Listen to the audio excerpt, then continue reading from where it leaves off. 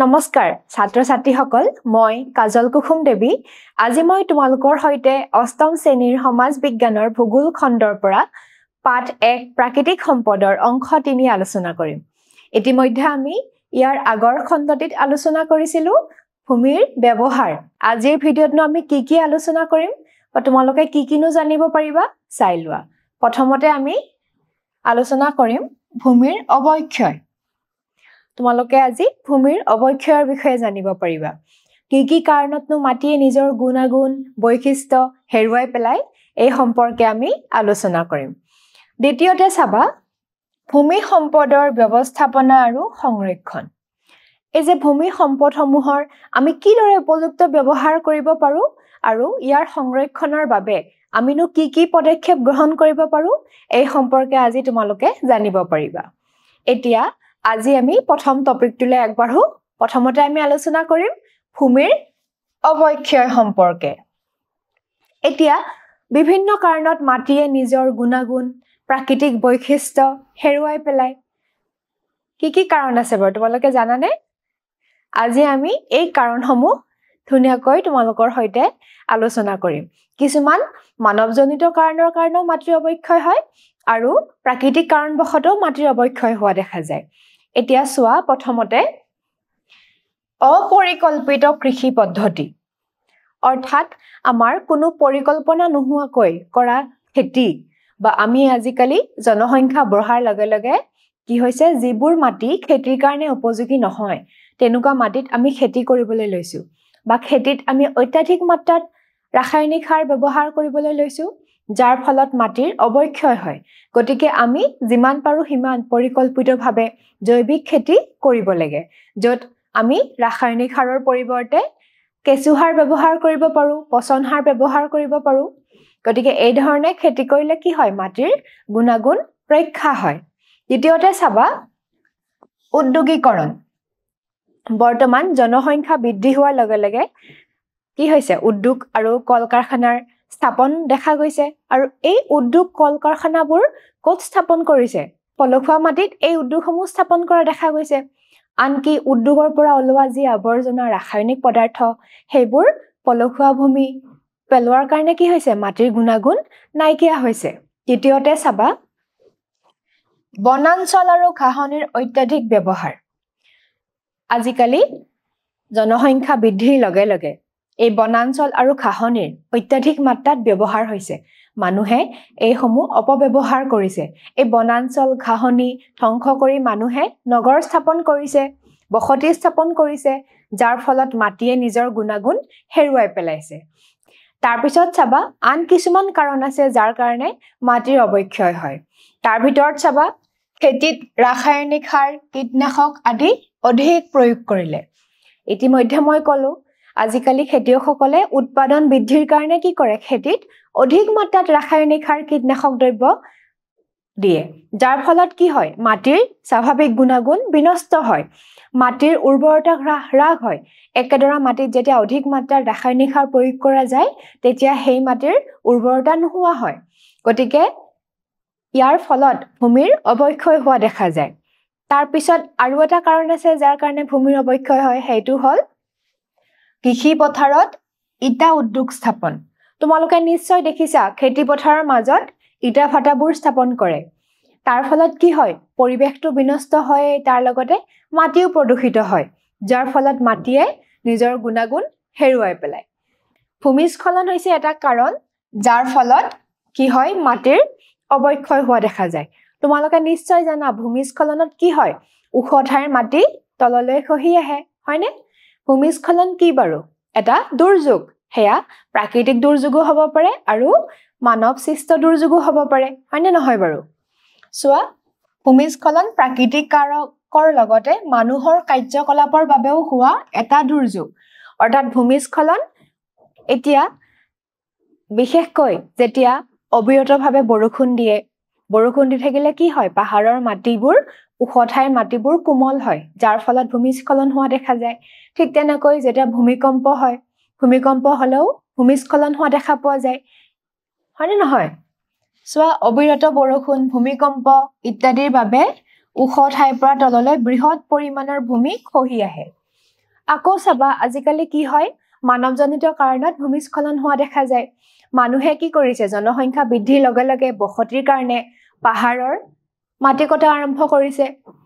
যাৰ ফলত কি হৈছে পাহাৰ মুকলি কৰাৰ ফলত কি হৈছে সেই ঠাই ভূমিস্খলন হোৱা দেখা গৈছে হয়নে পাহাৰীয়া অঞ্চলত মানুহে মাটি খন্দা বনাঞ্চল ধ্বংস কৰা ইত্যাদিৰ ফলত ভূমিস্খলন ঘটে তোমালোকে নিশ্চয় ভূমিস্খলনৰ বাতৰি পোৱা বিশেষকৈ বেছি বৰষুণ হোৱা সময়ত এই ভূমিস্খলন সংঘটিত হয় এতিয়া চোৱা এখন ভূমিস্খলনৰ ছবি দেখিছানে ইয়াত চোৱা কি ধৰণে ভূমিস্খলনৰ ফলত এই গছ মাটি এইবোৰ তললৈ খহি আহিছে এতিয়া আমি আলোচনা কৰিম মাটিৰ ক্ষয়ীভৱন বা খনন সইল ইৰোজন এই মাটিৰ ক্ষয়ীভৱন যে হয় কিয় হয় বাৰু মাটিৰ ক্ষয়ীভৱন হয় বিভিন্ন ধৰণৰ ক্ৰিয়াৰ ফলত ৰ'দ বৰষুণ বতাহ এইবোৰৰ ক্ৰিয়াৰ ফলত কি হয় মাটিৰ খহনীয়া হয়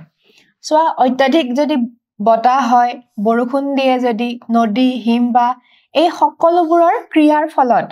কাৰ্যৰ ফলত কি হয় মাটিত খহনীয়া হয় আকৌ মানুহৰ কিছুমান কাৰ্যকলাপৰ বাবেও মাটিত খহনীয়া হয় যদি আমি বেছিকৈ মাটি চহাও এটা কি হয় সেই মাটি পানীৰ লগত উটি যায় গতিকে চোৱা মানুহৰ কাৰ্যকলাপৰ কাৰণেও খহনীয়া হোৱা দেখা যায় আৰু মাটি যদি আমি বেছিকৈ চহাও তেতিয়া কি হয় সেই মাটি পানীৰ সোঁতৰ লগত উটি যোৱা দেখা যায়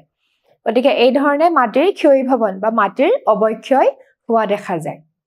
আন এটা কাৰণ আছে মাটিৰ অৱক্ষয়ৰ সেইটো হ'ল কি গৰাখহনীয়া তোমালোকে জানা গৰাখহনীয়া হলে কি হয় নদীৰ দুই পাৰৰ মাটি খহি যায় হয়নে পানীৰ লগত বৈ যায় বিশেষকৈ আমাৰ অসমত গৰাখহনীয়া কেতিয়া দেখা যায় বাৰু বাৰিষা সময়ত হয়নে বানপানীৰ পিছত অসমত যেতিয়া বানপানী হয় বানপানী হৈ যোৱাৰ পিছত এই গৰাখহনীয়া বেছিকৈ দেখা যায় এতিয়া চোৱা নদীৰ ক্ৰিয়াৰ ফলত নদীৰ দুই পাৰৰ মাটিৰ খহনীয়াক গৰাখহনীয়া বুলি কোৱা হয় সেই যে নদীৰ দুই পাৰৰ মাটি খহি আহে তাক গৰাখহনীয়া বুলি কোৱা হয় আৰু বিশেষকৈ অসমত ব্ৰহ্মপুত্ৰ নদী হওক বা ইয়াৰ উপনৈসমূহত হওক কি হয় যেতিয়া বানপানী হৈ যায় বা বাৰিষা কালত কি হয় এই খহনীয়া অধিক মাত্ৰাত হয় কাৰণ সেই সময়ত কি হয় নদীৰ গতিবেগ বাঢ়ি যায় সেইকাৰণে ই খহনীয়া হ'বলৈ ধৰে চোৱা বানপানী হোৱাৰ পিছত পাৰৰ খহনীয়াৰ পৰিমাণ বৃদ্ধি পায় ইতিমধ্যে আলোচনা কৰিলো এতিয়া চোৱা এবাৰ আমি আলোচনা কৰিম মৰুকৰণ তোমালোকে নিশ্চয় শুনিছা মৰুকৰণ শব্দটো মৰুকৰণ মানে হৈছে কি মৰুভূমিৰ সৃষ্টি হোৱা বা মৰুভূমিৰ সম্প্ৰসাৰণ হোৱা হয়নে নহয় এই যে মৰুভূমিৰ সৃষ্টি হয় বা মৰুভূমিৰ সম্প্ৰসাৰণ হয় সেয়া প্ৰাকৃতিক কাৰণবশতঃ হ'ব পাৰে আৰু মানৱজনিত কাৰণতো হ'ব পাৰে গতিকে বিভিন্ন ধৰণৰ কাৰণ আছে যিয়ে মৰুকৰণ কৰাত সহায় কৰে তাৰ ভিতৰত চাবা আজিকালি কি কৰে উৎপাদনশীলতা বৃদ্ধিৰ কাৰণে অধিক পৰিমাণৰ সাৰ হয়নে আমি ইতিমধ্যে আলোচনা কৰি গৈছো যে আজিকালি খেতিয়কসকলে কি কৰে উৎপাদন বৃদ্ধিৰ কাৰণে একেডৰা মাটিত অধিক পৰিমাণৰ কীটনাশক দ্ৰব্য ৰাসায়নিক সাৰ ব্যৱহাৰ কৰে যাৰ ফলত কি হয় মাটিৰ গুণাগুণ নাইকিয়া হৈ যায় মাটিৰ উৰ্বৰতা নষ্ট হয় আকৌ মাটিৰ পানী বহন কৰিব পৰা যি ক্ষমতা থাকে সেই ক্ষমতা কি হয় লাহে লাহে নোহোৱা হৈ যায় কমি যায় আৰু ভূগৰ্ভৰ যি পানী থাকে আমাৰ সেই ভূগৰ্ভৰ পানীৰ স্তৰবোৰ লাহে লাহে শুকাই যাবলৈ ধৰে লাহে লাহে কমি যাবলৈ ধৰে গতিকে যেতিয়া আমি কি কৰো একেডৰা মাটিত উৎপাদন বৃদ্ধিৰ কাৰণে অধিক পৰিমাণৰ সাৰ ৰাসায়নিক পদাৰ্থ বা আমি যে জলসিঞ্চন ব্যৱহাৰ কৰো তাৰ ফলত কি হয় মাটিৰ উৰ্বৰতা নষ্ট হয় আৰ্দ্ৰতা ধৰি ৰখা ক্ষমতা হ্ৰাস পায় অৰ্থাৎ পানী ধৰি ৰখা ক্ষমতা হ্ৰাস পায় আৰু ভূগৰ্ভস্থ পানীৰ স্তৰ পিছুৱাই যায় ভূগৰ্ভৰ পানীৰ স্তৰ ক্ৰমান্বয়ে কমি যাবলৈ ধৰে আন কিছুমান কাৰণতো কি হয় মৰুকৰণ সংঘটিত হয় যেনে তোমালোকে জানা আমি যেতিয়া মৰুভূমিৰ ওচৰে পাজৰে অধিক মাত্ৰাত পশুচাৰণ কৰো বনাঞ্চলবোৰত ঘাঁহনিবোৰত তেতিয়াও কি হয় সেই ঠাইখিনি মৰুভূমিৰ নিচিনা হৈ যায় মৰু সদৃশ বালিময় হৈ যোৱা দেখা যায় হয়নে নহয় বাৰু চোৱা মৰুভূমিৰ চাৰিওফালে যেতিয়া বনাঞ্চলবোৰত ধ্বংস হয় জীৱ-জন্তুৰ তীব্ৰ চৰণীয়া পথাৰ মৰুভূমিৰ অঞ্চল বিয়পাব পাৰে যেতিয়া আমি মৰুভূমিৰ ওচৰৰ পাজৰে থকা ঘাঁহনি বনাঞ্চলবোৰত অধিক মাত্ৰাত পশুচাৰণ কৰোঁ তেতিয়াহ'লেও কি হয় এই মৰুকৰণৰ সৃষ্টি হ'ব পাৰে বা মৰুভূমিৰ সৃষ্টি হ'ব পাৰে বা আগৰ মৰুভূমিখন সম্প্ৰসাৰণ হ'ব পাৰে এই গোটেই ঠাইবোৰ বালিময় শুকান হৈ পৰে এই অঞ্চলটো শুকান মৰুভূমিৰ দৰে হৈ পৰে আকৌ এইবোৰটো মানৱজনিত কাৰণ আন কিছুমান প্ৰাকৃতিক কাৰণো আছে যাৰ কাৰণে মৰুকৰণ সংঘটিত হয় সেইবোৰ হ'ল কি খৰাং বতৰৰ কাৰণে হয় হয় নহয় খৰাং বতৰ হয় কেতিয়াবা খৰাং বতৰৰ কাৰণে কি হয় গোটেই অঞ্চলবোৰ শুকান বালিময় হৈ পৰে হয়নে গতিকে এতিয়া আমি আলোচনা কৰিম ভূমিৰ সংৰক্ষণ মানে আমি কিদৰে ভূমিৰ সংৰক্ষণ কৰিব পাৰো এই ভূমি সংৰক্ষণ কৰিবৰ কাৰণে আমি কিনো ব্যৱস্থা ল'ব পাৰো কি পদক্ষেপ ল'ব পাৰো এই সম্পৰ্কে আমি আলোচনা কৰিম কাৰণ আমি গম পাইছো ইতিমধ্যে যে বিভিন্ন কাৰণত ভূমিৰ ক্ষতি হৈ আছে ইতিমধ্যে আমি কাৰণসমূহ আলোচনা কৰিলো হয় নহয় ভূমিস্খলন গৰাখহনীয়া ৰাসায়নিক দ্ৰব্যৰ প্ৰয়োগ মৰুকৰণ গতিকে ইয়াৰ পৰানো আমি ভূমিক কেনেকৈ সংৰক্ষণ কৰি ৰাখিব পাৰো তাৰ পৰা বিপদৰ পৰা কেনেকৈ ৰক্ষা কৰিব পাৰো এই সম্পৰ্কে আমি এতিয়া আলোচনা কৰিম সোৱা প্ৰথমতে মাটিৰ গুণাগুণ সাপেক্ষে ঘাঁহ বন আৰু বৃক্ষৰোপণ কৰা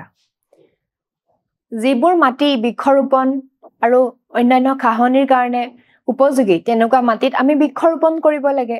যিকোনো মাটি যিকোনো কামৰ কাৰণে উপযোগী নহয় যিবোৰ মাটি বৃক্ষৰোপণৰ কাৰণে উপযোগী তেনেকুৱা মাটিত আমি বৃক্ষৰোপণ কৰিব লাগে দ্বিতীয়তে সোৱা পৰিৱেশ অনুকূল কৃষি পদ্ধতি প্ৰয়োগ কৰা আমি আলোচনা কৰিছো আজিকালি অপৰিকল্পিত কৃষি পদ্ধতিৰ কাৰণে ভূমিৰ অৱক্ষয় হয়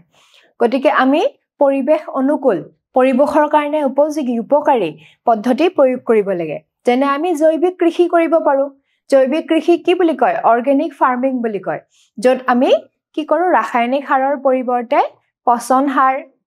কেঁচু সাৰ ইত্যাদি আমি ব্যৱহাৰ কৰো সেই ধৰণৰ খেতি কৰিলে কি হ'ব ভূমিৰ অৱক্ষয় ৰোধ হ'ব তৃতীয়তে সোৱা উচ্চভূমি অঞ্চলত বেদিকা পদ্ধতিৰে খেতি কৰা হয় তোমালোকে ইয়াৰ আগৰ শ্ৰেণীত নিশ্চয় শুনিছা বেদিকা পদ্ধতিৰ কথা টেৰেছ বুলি কয় বেদিকা শব্দটোৰ ইংৰাজী শব্দ হ'ল টেৰেছ অৰ্থাৎ বেদিকা পদ্ধতিৰে উচ্চভূমি বা পাহাৰীয়া অঞ্চলত খেতি কৰা হয় তোমালোকে চাবা এখন চিত্ৰ এই চিত্ৰখন চালে তোমালোকে গম পাবা যে বেদিকা খেতি বা বেদিকা কৃষি কি ধৰণে কৰে সোৱা পাহাৰৰ ঢালবোৰ এই ধৰণে খলপ আকৃতি বা ষ্টেপৰ আকৃতিত এনেকে কাটি লয় তাৰ পিছত এই যে ষ্টেপবোৰ বা খলপবোৰ ইয়াতে কি কৰে খেতি কৰা হয় আৰু এই ধৰণে যেতিয়া খলপ বনোৱা হয় পাহাৰৰ ঢালত তেতিয়া কি হয় পানী সংৰক্ষণ কৰি ৰখাত সুবিধা হয় সেইকাৰণে উচ্চভূমি অঞ্চলবোৰত কি হয় বেদিকা পদ্ধতিৰে খেতি কৰা হয় এতিয়া এইটো নতুন এটা কৃষি পদ্ধতি আগতে বাহিৰৰ দেশবোৰতো প্ৰয়োগ হৈছে এতিয়া লাহে লাহে আমাৰ ভাৰততো প্ৰয়োগ হ'বলৈ ধৰিছে এতিয়া চাবা তাৰ পাছত জধে-মধে গছ কটা আৰু পাহাৰৰ মাটি কটা বন্ধ কৰা আমি যে জনসংখ্যা বৃদ্ধি হোৱাৰ ফলত বসতিৰ কাৰণে হওক নগৰ সম্প্ৰসাৰণৰ কাৰণে হওক উদ্যোগ স্থাপন কৰিবৰ কাৰণে হওক জধে-মধে পাহাৰ কাটিছো গছ কাটিছো সেইবোৰ বন্ধ কৰা আৰু সেইবোৰ বন্ধ কৰি কি কৰা বৃক্ষৰোপণ কৰা বা সেইবোৰ কি ধ্বংস নকৰাকৈ ৰখা তাৰ পিছত চাবা কৃষি ক্ষেত্ৰৰ চৌপাশে শাৰী শাৰীকৈ উপকাৰী গছ-গছনি ৰোপণ কৰা আমি য'ত খেতি কৰো তাৰ চাৰিওফালে আমি গছ-গছনি ৰোপণ কৰিব পাৰো গছ-গছনি ৰোপণ কৰিলে আমাৰ বহুতো সুবিধা হয় কাৰণ এই গছ-গছনিবোৰে বাষ্পীভৱনৰ মাত্ৰাও কমায় আৰু আন বিভিন্ন ধৰণে সহায় কৰে হয়নে বা ই কি কৰে বুৱতী পানীবোৰ ধৰি ৰাখিব পাৰে বুৱতী পানীবোৰ প্ৰবাহত বাধা দিব পাৰে এই গছ-গছনিবোৰে সেইকাৰণে কি হয় কৃষি ক্ষেত্ৰৰ চাৰিওফালে আমি যিমান পাৰি সিমান গছ-গছনি ৰোপণ কৰিব লাগে তাৰ পিছত চোৱা ব্যৱহাৰ নোহোৱাকৈ পৰি থকা মাটিত বৃক্ষৰোপণ কৰা চোৱা যিবোৰ মাটি এনেই পৰি থাকে পতিত হিচাপে পৰি থাকে য'ত খেতি-বাতি কৰা নহয় অন্যান্য কাম-কাজ কৰা নহয় তেনেকুৱা মাটিবোৰত আমি কি কৰিব পাৰো বৃক্ষৰোপণ কৰিব পাৰো মূলতঃ এই গোটেই কথাখিনিৰ পৰা আমি ইয়াকে বুজিলো যে আমি বিশেষভাৱে বৃক্ষৰোপণত গুৰুত্ব দিব লাগে হয়নে নহয় আমি প্ৰত্যেকেই গছ-গছনি ৰোপণ কৰিব লাগে কাৰণ গছ-গছনি আমাৰ পৰিৱেশৰ ভাৰসাম্য ৰক্ষা কৰিব হয়নে ভূমিৰ অৱক্ষয় হোৱাৰ পৰা ৰোধ কৰিব তাৰ উপৰিও আমি আন বিভিন্ন পদ্ধতি অৱলম্বন কৰিব পাৰো যিবোৰ আমি ইতিমধ্যে আলোচনা কৰিলো এতিয়া আজি আমি যিখিনি আলোচনা কৰিলো তাৰ পৰা এই প্ৰশ্নকেইটালৈ আগবাঢ়ো এতিয়া তোমালোকে চোৱা প্ৰথম প্ৰশ্নটো ভূমি অৱক্ষয়ৰ এটা কাৰণ লিখা আমি ইতিমধ্যে আলোচনা কৰিছো ভূমিৰ অৱক্ষয়ৰ বিভিন্ন কাৰণ কিছুমান প্ৰাকৃতিক কাৰণত ভূমিৰ অৱক্ষয় হয় আৰু কিছুমান মানৱজনিত কাৰণত ভূমিৰ অৱক্ষয় হয় এতিয়া এটা কাৰণ লিখিব লাগে কি হ'ব উত্তৰটো আমি লিখিম গৰাখহনীয়া ইয়াত আন বিভিন্ন উত্তৰ তোমালোকে লিখিব পাৰা গৰাখহনীয়া ভূমিস্খলন খেতিত অত্যাধিক মাত্ৰাত ৰাসায়নিক সাৰ প্ৰয়োগ সকলো লিখিব পাৰা তাৰ ভিতৰত আমি ইয়াত এটা কাৰণৰ কথা কৈছিলো এটা আমি লিখিছো এতিয়া চোৱা দ্বিতীয় প্ৰশ্নটোলৈ আগবাঢ়ো বেদিকা পদ্ধতিৰে কেনেকুৱা অঞ্চলত খেতি কৰা হয় ইতিমধ্যে আমি আলোচনা কৰিলো বেদিকা পদ্ধতিৰে কেনেকুৱা অঞ্চলত খেতি কৰা হয় পাহাৰৰ ঢালত যে খেতি কৰা হয় বেদিকা পদ্ধতিৰে উচ্চভূমি অঞ্চলত খেতি কৰা হয় অৰ্থাৎ পাহাৰীয়া অঞ্চলত তৃতীয় প্ৰশ্নটোলৈ আগবাঢ়ো তৃতীয় প্ৰশ্নটো চোৱা মৰুকৰণ প্ৰাকৃতিক আৰু মানৱজনিত কাৰণত সংঘটিত হয় ইতিমধ্যে আমি আলোচনা কৰিছো মৰুকৰণ কি হয় মৰুকৰণ কি আছিল বাৰু মৰুকৰণ হল প্ৰাকৃতিক বা মানৱজনিত কাৰণত মৰুভূমিৰ সৃষ্টি বা মৰুভূমিৰ সম্প্ৰসাৰণ হোৱাকে মৰুকৰণ বুলি কোৱা হয় এতিয়া হয়নে নহয় দুইটা কাৰণ হয়নে নহয় মৰুকৰণ প্ৰাকৃতিক কাৰণেও হ'ব পাৰে আৰু মানৱজনিত কাৰণতো হ'ব পাৰে গতিকে ইয়াৰ উত্তৰ কি হ'ব শুদ্ধ হ'ব হয়নে আশা কৰো তোমালোকে আজিৰ ভিডিঅ'টোত মই যিখিনি বুজালো বুজিব পাৰিছা আজি আমি কি আলোচনা কৰিলো মনত ৰলনে নাই আজি আমি আলোচনা কৰিলো কি ভূমি সম্পদৰ বিষয়ে হয়নে ভূমি সম্পদসমূহৰ কিয়নো সংকট হৈছে এই সম্পৰ্কে আমি আলোচনা কৰিলো তাৰ উপৰিও আমি কি আলোচনা কৰিলো বাৰু আজিৰ ভিডিঅ'টোত ভূমি অৱক্ষয় কিদৰে ৰোধ কৰিব পাৰি এই সম্পৰ্কে আমি আলোচনা কৰিলো আশা কৰো আজিৰ ভিডিঅ'টোৰ পৰা তোমালোক নিশ্চয় উপকৃত হ'বা আজিলৈ ইমানেই ধন্যবাদ